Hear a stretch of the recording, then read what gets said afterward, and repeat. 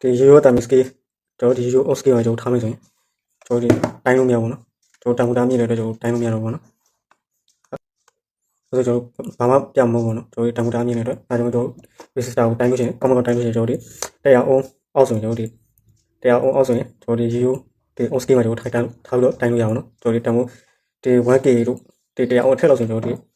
န်တော်ဒီကီလိုအော်မီတာအောင်ဒီ move မှာပြောင်းလို့ကျွန်တော်တိုင်းပြရတာပေါ့နော်ကျွန်တော်ဒီတိုင်းကောင်းကောင်းကျွန်တော်တိုင်းမလဲဆိုရင်ကျွန်တော်ပြောင်းနော်ကျွန်တော်တိုင်းကောင်းကောင်းတိုင်းလို့ဆိုရင်ကျွန်တော်တိုင်းအောင်မှာကျွန်တော်ဒီအဖြူ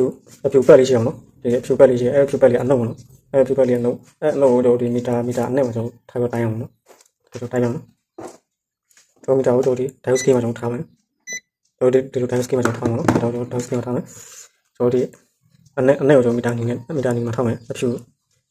ူပက်လေးပါတော့ကျွန်တော်မီတာနဲ့မှာထားကျွန်တော်ဒီတောင်တက်အောင်နော်ဒီတောင်တက်မယ်ကျွန်တော်ပြောင်းရပြတိုင်းကြည့်မယ်ကျွန်တော်ပြောင်းရပြတိုင်းကြည့်မယ်ဒီအဖြူပက်ပါတော့ကျွန်တော်မီတာအနေမှာထားမှာစင်ကျွန်တော်ဒီဘတ်တန်ကပြအောင်နော်အဲဆိုကျွန်တော်ဒါdiodeကောင်းအောင်နော်ဒီကျွန်တော်တစ်ဖက်ပဲတက်အောင်နော်အဲဆိုကျွန်တော်ဒီဒါ diode ကောင်းတယ်ဒါလည်းကျွန်တော်ဒီဘက်တိုင်းကြည့်မယ်ပြောင်းရပြတိုင်းကြည့်မယ်အဲဆိုကောင်းတယ်ဆိုနော်အဲဆိုပြောင်းရပြတိုင်းကြည့်မယ်ဒီလိုနော်အဲဆို diode ကောင်းတယ်တို့ဒီမှာ PC 547ရောက်ဒီ ampere transistor ပေါ့နော် ampere transistor ကောင်းအောင်ကျွန်တော်တိုင်းမယ်ဆိုရင်ကျွန်တော်ပြကျွန်တော်မီတာကိုကျွန်တော်ဒီ diode မှုမှာထားအောင်နော်ကျွန်တော် diode scale မှာကျွန်တော်ထားမယ်မီတာကို diode scale မှာထားမယ်ထားပြီးတော့ကျွန်တော်ဒီ ampere မှာဆိုရင်ကျွန်တော်ဒီ ampere transistor မှာဆိုရင်ဒါကျွန်တော်ဒီဒါက emitter ပေါ့နော် emitter base အလင်းကောင် base ဒီညာဘက်ကဒီ collector ပေါ့နော် emitter base collector ပေါ့နော်ကျွန်တော်ဒီ base ကိုကျွန်တော်ဒီ emitter အနေနဲ့ထောက်ပြီးတော့ channel ကိုကျွန်တော်လက်နဲ့တိုင်းကြည့်မှာပေါ့နော်ကျွန်တော်ဒီ base ကို emitter အနေနဲ့ထောက်မယ် channel ကိုကျွန်တော်တိုင်းမယ်ဒါဆိုကျွန်တော်ဒီလိုတန်ဖိုးတက်အောင်နော်ကျွန်တော် 0.6 ဆိုတော့ကျွန်တော်ဒီတန်ဖိုးတက်ရမယ်ပြီးတော့ကျွန်တော် emitter တစ်ချက်ပြတိုင်းကြည့်မယ်အဲဆိုရင် 0.6 ကိုတန်ဖိုးတက်အောင်နော်ဟုတ်ပြီဒါဆိုကျွန်တော်ဒီတစ်ဖက်ပြတိုင်းကြည့်မယ်ကျွန်တော်ဒီ base ကိုအနက်နဲ့ထားပြီးပြတိုင်းကြည့်မယ် base ကိုအနက်မှာထားမယ်ပြီးတော့ channel ကို emitter အနေနဲ့ထောက်တိုင်းကြည့်မယ်ဒါဆိုဘာတန်ဖိုးမတက်ဘူးနော်ကျွန်တော် emitter အနေနဲ့ထားတိုင်းမယ်ဘာတန်ဖိုးမတက်ဘူးဒါဆို transistor ကောင်းအောင်နော်ကျွန်တော်ဒီ transistor ကောင်းအောင်နော်ကျွန်တော်ဒီ PC 557 transistor ရောဒါကျွန်တော် PGT PNP transistor ပေါ့နော်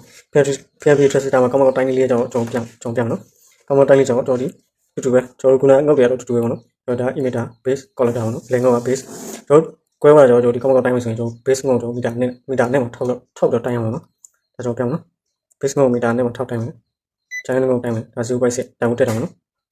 ကျွန်တော်တက်တယ်ပြောင်းတိုင်းကြည့်မယ်ပြောင်းတိုင်းကြည့်မယ်ဆိုရင်ကျွန်တော်ဒီအလင်ငုတ်တော့ meter အနေနဲ့ပြထောက်တိုင်းကြည့်မယ်ဆိုရင်တန်ဖိုးမတက်ရဘူးနော်ဒီလိုတန်ဖိုးမတက်ရဘူးဟုတ်ပြီကျွန်တော်ဒီ emitter နဲ့ collector နဲ့တော့ပြတိုင်းကြည့်မယ် emitter နဲ့ collector နဲ့ကျွန်တော် drive ပြတိုင်းကြည့်မယ် drive ပြတိုင်းမယ်ဆိုရင်ဒါဘာမှမတက်ဘူးနော်ဒါဆိုကောင်းမှာနော်ဒီ observer n channel ပေါ့နော် n channel ကောင်းကောင်းတိုင်းလေးတော့ကျွန်တော်ဒီ gate ကို gate ကိုကျွန်တော် meter အနေနဲ့ထောက်မယ်အနေနဲ့ထောက်ပြီးတော့ကျွန်တော် channel ကိုတိုင်းမယ်ဆိုရင်ဘာတောင်မှမတက်ရဘူးနော်ဘာတောင်မှမတက်ရဘူးပြီးလို့ရှိရင်ကျွန်တော်ပြန်ဖက်တိုင်းကြည့်မယ်တိုင်းကြည့်မယ်ဆိုရင်ကျွန်တော်ဘာတောင်မှမတက်ရဘူးနော်ကျွန်တော်ဒီ gate ကို meter နဲ့ထောက်ဆိုရင်ဘာတောင်မှမတက်ရဘူးပြီးလို့ရှိရင်ကောင်းတိုင်းဆိုရင်ဒီလိုပေါ့နော်ကျွန်တော်ဒီ gate နဲ့ drain နဲ့တိုင်းပြီးတော့ကျွန်တော်ဒီ source အနေမှာထားမယ် source အနေမှာထားပြီးတော့ source meter အနေမှာထားပြီးတော့ drain နဲ့ပြထားတိုင်းဆိုရင်0.3လေးခဲ့ရမှာနော်အဲ့လိုတိုင်းမယ်ဒါကျွန်တော်ဒီ power transistor လေးကကောင်းတာပေါ့နော်ဟုတ်ပြီကျွန်တော်ဒီဒါလေးကျွန်တော် primary node နဲ့ secondary node နဲ့ဘယ်လိုခွဲရမလဲဆိုတော့ပြန် primary node နဲ့ secondary node ကြတော့ primary node ကြတော့ဒီကျွန်တော်ဒီတိုင်းမယ်ဆိုရင်ဘယ်လိုရတာမလို့resistance နဲ့ရအောင်နော် resistance နဲ့အတိုင်းပြီးမယ်ကျွန်တော်ဒီ secondary node ကျွန်တော်တိုင်းမယ်ဆိုရင် resistance ရအောင်နော်ကျွန်တော်ဒီအဲ့လိုမျိုး primary နဲ့ကျွန်တော်တိုင်းမှုတစ်ခုပဲပြအောင်နော် ground ကိုကြတော့ကျွန်တော်ဒီနောက်ထိလိုက်တဲ့ချိန်အဲ့လိုမျို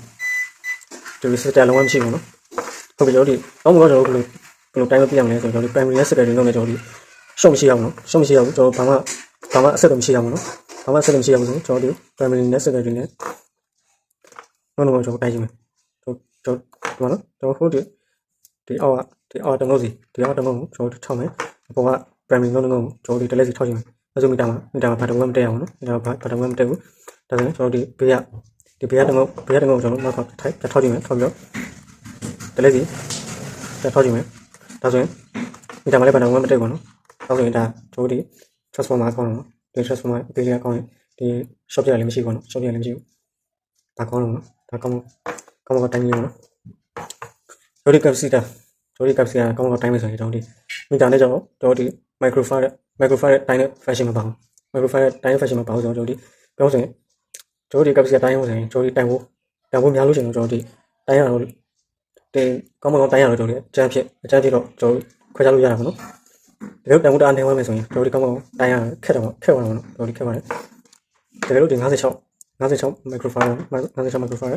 အဲ့မှာဆို저리 ဒီမှာ저리 diode scheme ကိုကျွန်တော်ထားပြီးတိုင်းမယ်ဆိုရင်저리မီတာနဲ့နှစ်ဖက်ညက်တော့တိုင်းလဲရှင်저리တန်ဖိုးတစ်ချက်တက်မှာနော်တန်ဖိုးတစ်ချက်တက်မယ်ပြီးတော့တန်ဖိုးတစ်ချက်တက်မယ်မီတာကိုပြောင်းတော့ပြတ်တာတန်ဖိုးတစ်ချက်တက်မှာပေါ့နော်အဲ့လိုတန်ဖိုးတစ်ချက်တက်လို့ပြန်ကြမယ်ဆိုရင်ဒါကောင်းတော့နော်ကျန်တဲ့ကျွန်တော်ကောင်းတယ်လို့ကျွန်တော်သတ်မှတ်လို့ရပါမယ်90 microphone ကိုကျွန်တော်တိုင်းတယ်ကျွန်တော်ခုနပုံစံပဲကျွန်တော်ဒီမီတာနဲ့ဖက်ညက်တိုင်းကြည့်မယ်အဲ့လိုတစ်ချက်တက်ပြီးတော့ပြန်ကြတစ်ချက်တက်ပြီးတော့ပြန်ကြအောင်နော်တစ်ချက်တက်ပြီးတော့ပြန်ကြဟုတ်ပြီဒါဆိုရင်ဒါကောင်းတော့မလို့ကျွန်တော်ဒီတယ်လို့ capacity တန်ဖိုးများမယ်ဆိုတော့တို့အဲ့လိုမီတာနဲ့တော့ကျွန်တော်ဒီအကျန်းဖြစ်တော့ကောင်းတိုင်းလို့ရအောင်နော်တကယ်လို့ကျွန်တော်ဒီတိုင်းမယ်ဆိုရင်တန်ဖိုးနဲ့တိုင်းမယ်ဆိုရင်ကျွန်တော်ဒီတိုင်းရတာခက်တော့နော်တော်ခက်တယ်저리 바탕 보면 돼. 다이오스 기만 타고 다니 바탕 보면 돼. 거기 저리 오스키 저리 길로 옮기니까 오스키가 좀 타고 저리 셋에 다니면.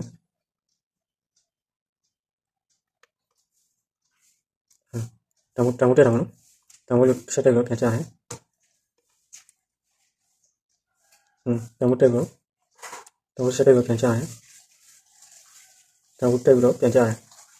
그러면 다서 다섯 병원에 내가 봤을 때ကောင်းတယ်ကျွန်တော်လည်းကောင်းတယ်လို့သတ်မှတ်လို့ရပါတော့ဒီ102လို့104လို့101လို့102 104 101Jလို့အားကြောင့်တိုင်းဝင်တော့ခက်သွားမှာဘာမှတက်ပါဘူးနော်ကျွန်တော်ဒီ diode scheme မှာထားပြီးတော့တိုင်းကျွန်တော်ဒီဘယ်လိုပဲဖြစ်ဒီ host scheme မှာထားပြီးတော့တိုင်းပါနော်ကျွန်တော်ဒီဘာမှတော့တက်မှာမဟုတ်ဘူးနော်ဒါကျွန်တော်ဒီကောင်းတိုင်းဝင်တော့ဒီခက်သွားတော့ကျွန်တော်ဘယ်လိုလုပ်မလဲဆိုတော့ဒီကိုယ်ထဲပဲကြည့်ရအောင်နော်ကျွန်တော်ဒီကိုယ်ထဲမှာကျွန်တော်ဒီကွဲတာတွေအဲ့ဒါတွေရှိမရှိအနေနဲ့ကြည့်တော့ကောင်းတော့ဒီဆောက်ပြတော့မှာနော်ဒါကြောင့်ပကံရီထဲမှာပါတဲ့ဒီ fan capacity မနော် fan capacity သူ့မှာတော့ဒီအနေရနှုတ်ရတော့ပါနော်အနေရနှုတ်ရပါတယ်ဒါမဲ့သူ့တန်က1.5 microfarad နော်1.5 microfarad ဖြစ်တဲ့အတွက်ကျွန်တော်ဒီ diode scheme မှာထားတိုင်းမယ် diode scheme မှာကျွန်တော်ဒီတိုင်းကြည့်မယ်ဘာတော့မတည့်ဘူးဆိုတော့ကျွန်တော်ဒီကီလို OSKB မိကော OSKB ကျွန်တော်ထားလို့ကျွန်တော်တိုင်းချင်